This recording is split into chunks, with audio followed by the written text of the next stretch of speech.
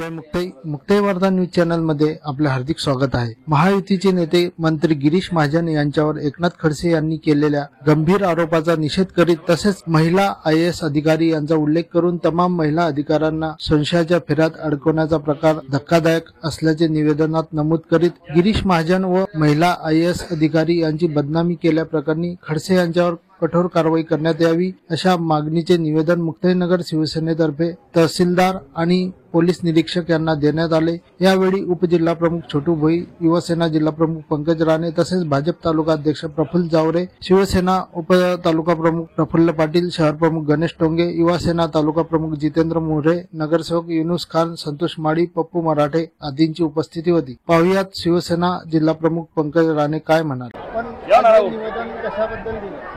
आज हे निवेदन एकनाथ खडसेच्या विरोधात हे निवेदन देताना गिरीश महाजन यांच्या विषयी एक IAS महिला अधिकारी यांच्या बाबतीत एक अश्लील शब्दात त्यांनी भाष्य केलं, त्या बाबतीत आम्ही निवेदन देण्यात आले आहे।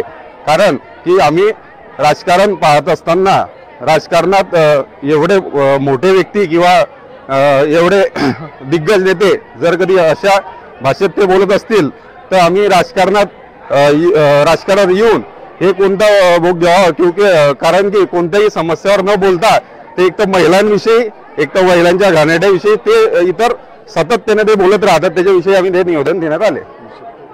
महिला IAS अधिकाऱ्यांसंदर्भात केलेल्या वक्तव्याबाबत तुम्हाला काय वाटतं? त्या महिलेविषयी फक्त एक संशय म्हणून त्यांनी जो व्यक्त केला तिच्यात एक महिलांची बदनामी, एक IAS अधिकाऱ्यांची बदनामी आहे। तिच्यात कोणीही काही सत्यता किंवा कोणीतरी पूर्तता काही दिली नाही, हवाला दिला नाही की हे असं घडलेलं आहे।